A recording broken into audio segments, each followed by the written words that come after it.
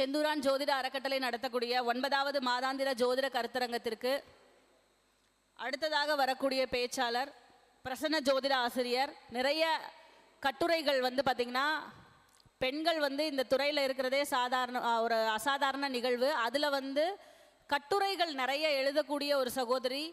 மாலை மலர் இந்த மாதிரி தொடர்ச்சியாக நிறைய நூல்களுக்கு, அதாவது நிறைய பதிப்பகங்களுக்கு தன்னுடைய கட்டுரைகளை தந்து கொண்டிருக்கக்கூடிய பிரசன்ன ஜோதிடர் ஆனந்தி சேலம் அவர்களை வருக வருக என்று வரவேற்கிறோம். அனைவருக்கும் வணக்கம். நான் ஜோதிடர் ஆனந்தி சேலம். எனக்கு உடலும் உயிரும் தந்த தாய் தந்தையருக்கு தலை வணங்குகிறேன். ஜோதிட ஞானம் வழங்கிய அனைத்து ஜோதிட குருமார்களின் பொற்பாதங்களை நமஸ்கரிக்கிறேன். ஸ்ரீ செந்தூரான் ஜோதிட அறக்கட்டளை நடத்தும் 9வது மாதாந்திர கருத்தரங்கிற்கு வருகை தந்திருக்கும் அனைத்து ஜோதிட ஆர்வலர்களையும் ஜோதிட ஆசான்களையும் வருக வருக என வரவேற்கிறேன்.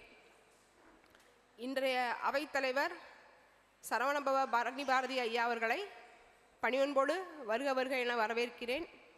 எனக்கு இந்த கருத்தரங்கில் பேச வாய்ப்பளித்த அன்பு தம்பி பிரகாஷ் அவர்களுக்கும் அவரது துணைவியார் அவர்களுக்கும் வணக்கத்தை தெரிவித்துக் கொள்கிறேன்.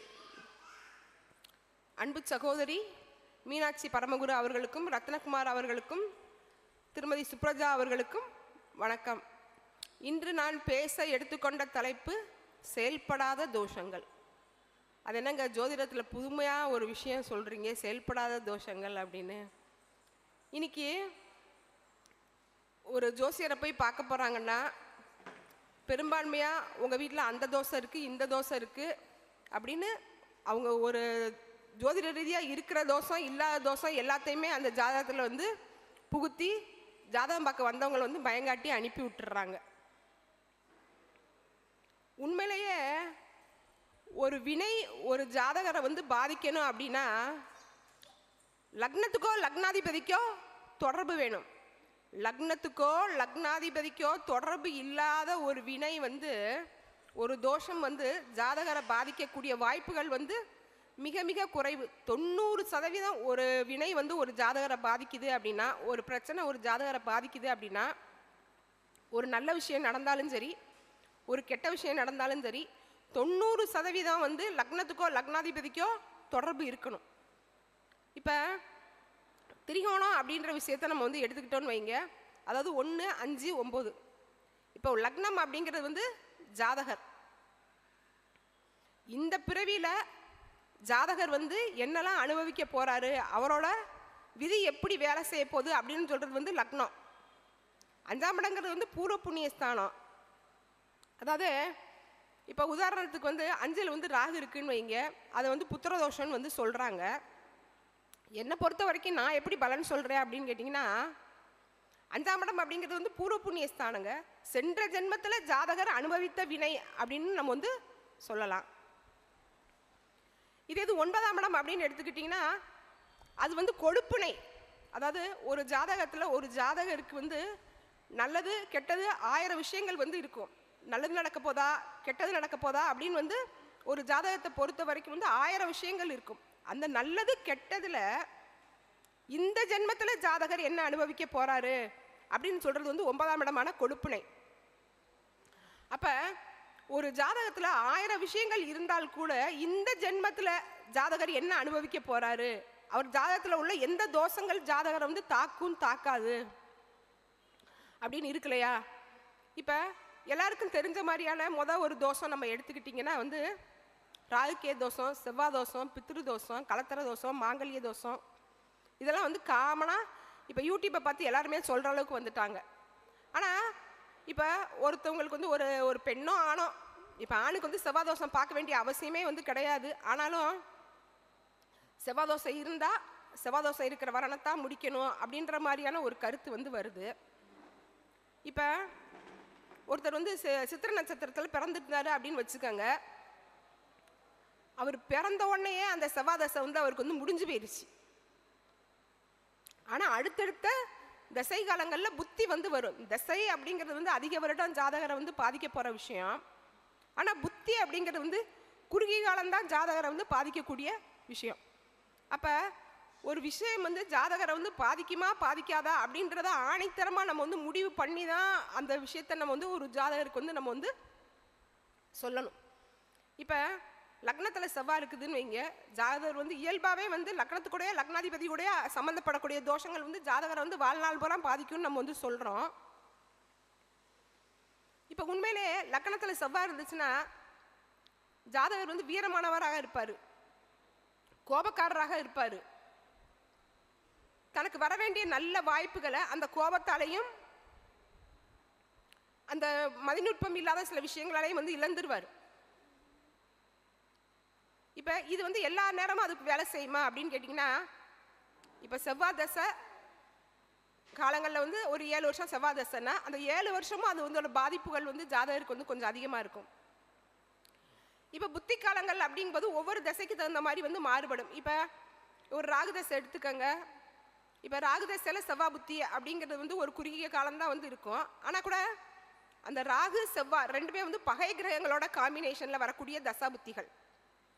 அப்போ அந்த பகை கிரகங்களோட தசாபுத்தி காலங்களில் இயற்கையாகவே அது வந்து பாதிப்பை வந்து கொடுக்கும். ஆனால் செவ்வாவோட அந்த கால பரிமாண அளவு வந்து ரொம்ப குறுகிய காலம்தான் வந்து இருக்கும். அப்போ அந்த குறுகிய காலங்களில் சில வழிபாட்டு முறைகளால் ஜாதகர் வந்து தன்னோட வரக்கூடிய வினைகளை வந்து அவர் வந்து குறைச்சிக்க வந்து முடியும். இப்போ அதே மாதிரி 7ஆம் இடத்துல வந்து செவ்வாய் இருக்குதுன்னு வச்சுக்கோங்க. அப்போ வரக்கூடிய வாழ்க்கை துணை வந்து டாமினேஷனாக இருப்பாங்க. அவங்களுக்கு வந்து ஈகோ வந்து அதிகமாக இருக்கும், தான் அப்படிங்கிற ஆணவம் வந்து அதிகமாக இருக்கும், தான் சொல்படி தான் எல்லாரும் கேட்கணும் அப்படிங்கிற சிந்தனை இருக்கும். இன்னொன்று வந்து 7ஆம் இடத்துல இருக்கிற அந்த செவ்வாய் வந்து தன்னோட 8ஆம் பார்வையால் வந்து குடும்பஸ்தானத்தை வந்து பார்ப்பார். அப்போ அந்த பெண்ணுக்கு வந்து பெண்ணோ ஆணோ அவங்களுக்கு வந்து வாக்கு பலம் வந்து அதிகமாக இருக்கும், ஆக்ரோஷமான வார்த்தைகளை வந்து அதிகமாக வந்து யூஸ் பண்ணுவாங்க. அது வந்து குடும்பத்தில் வந்து தேவையில்லாத கருத்து வேறுபாடை வந்து அதிகப்படுத்தும். இப்படி காரணத்துக்காக தான் வந்து செவ்வாய் தோஷம் பார்த்தாங்களே தவிர செவ்வாய் தோஷமோ ராகு தோஷமோ ஒருத்தவங்களை வந்து நிர்மூலம் வந்து பண்ணாது. இது வந்து தசை புத்தி காலங்களில் மட்டும்தான் அதிகமாக மிகைப்படுத்தலாம் வந்து வேலை செய்யும் நம்ம வந்து சொல்லலாம். இப்போ அதுக்கு அடுத்தபடியாக இப்போ பித்ருதோஷம் அப்படின்னு ஒரு விஷயம் வந்து இருக்குதுங்க. இப்போ பித்ருதோஷம் எடுத்துக்கிட்டிங்கன்னா வந்து இப்போ ஒரு நாளைக்கு நம்ம வந்து ஒரு 5 ஜாதகம் 6 ஜாதகம் நம்ம வந்து பார்த்திங்கன்னா 6 ஜாதகத்துலேயும் பித்ருதோஷம் கண்டிப்பாக வந்து இருக்குங்க. பித்ருதோஷம் அப்படின்ற ஒன்று இல்லைன்னா இன்னைக்கு வந்து பிறவியே கிடையாது, மனித பிறவியே கிடையாது. ஒரு தாய் ஒரு தந்தை இவங்க 2 பேரோட டிஎன்ஏவும் இணைஞ்சு தான் ஒரு குழந்தை வந்து சமுதாயத்தில் வந்து உருவாகுது. தாய் தந்தைக்கு பித்ருதோஷம் இல்லை என்றால் இந்த அவங்களுக்கு வந்து அடுத்த தலைமுறையை வந்து உருவாக்க முடியுமா? ஒரு தாயோ ஒரு தந்தையோ தான் செய்த நல்ல தீய வினைகளை அனுபவிக்கிறதுக்காகத்தான் ஒரு சந்ததியை வந்து உருவாக்குறாங்க. இப்போ தாயும் தந்தையும் சேர்ந்து ஒரு சொத்தை உருவாக்குறாங்க. அப்போ அந்த சொத்தை அனுபவிக்கக்கூடிய ஒரு குழந்தைய வந்து அவங்க வந்து உருவாக்குறாங்க. இப்போ பித்ருதோஷம் இல்லைன்னா இன்னைக்கு இந்த உலகத்தில் வந்து ஜென்ரேஷனே கிடையாதுங்க, தலைமுறையே இல்லை.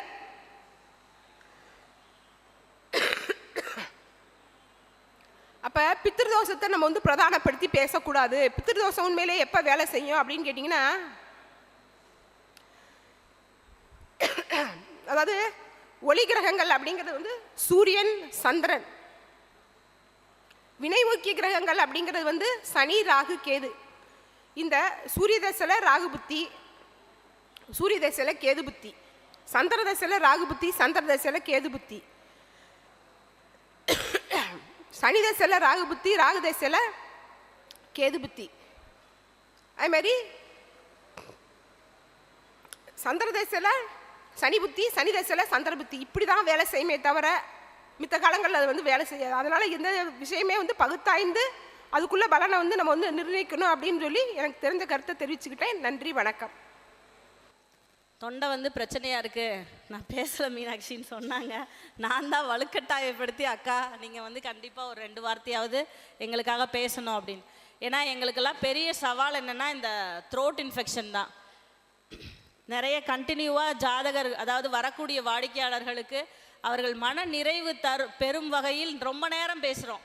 அப்போ பேசும்போது இந்த அஸ்ட்ராலஜர்ஸ்க்கு இது ஒரு பெரிய இதாக இருக்குது. கையில் சுடுதண்ணி பாட்டிலோட ஃப்ளாஸ்கோட சுற்றுறதே வேலையாகவே வச்சுருக்கோம். எல்லாரும் ஆளுக்கு ஒரு ஃப்ளாஸ்க்கு சுடுதண்ணி.